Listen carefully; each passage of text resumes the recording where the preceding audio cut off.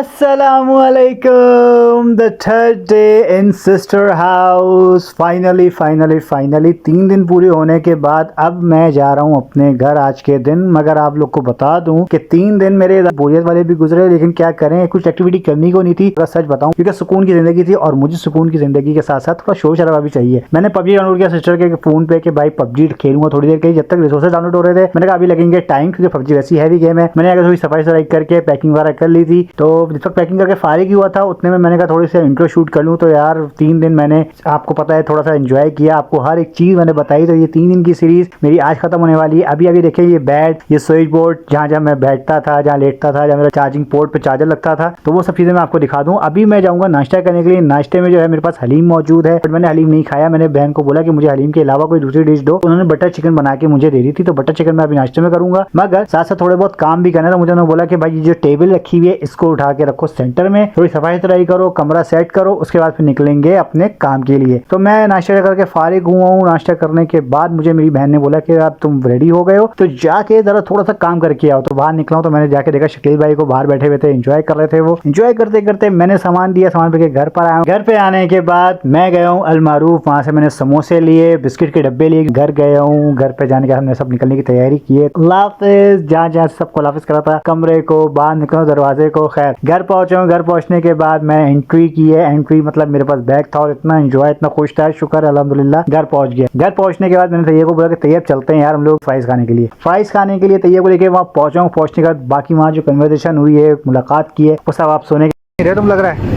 रोजाना खाने आएंगे तभी पहचानोगे क्या? कहाँ गए अब तुम?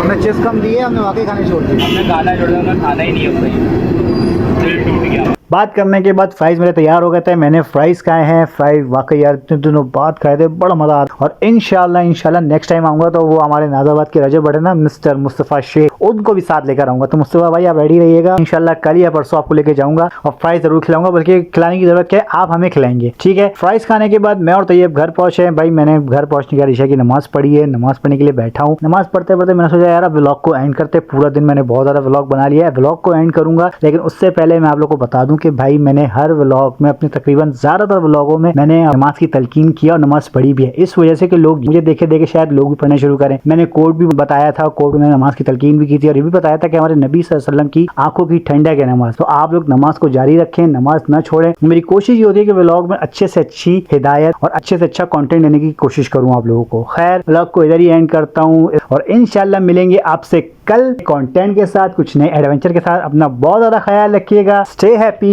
And stay blessed with us. Thank you so much. Allah.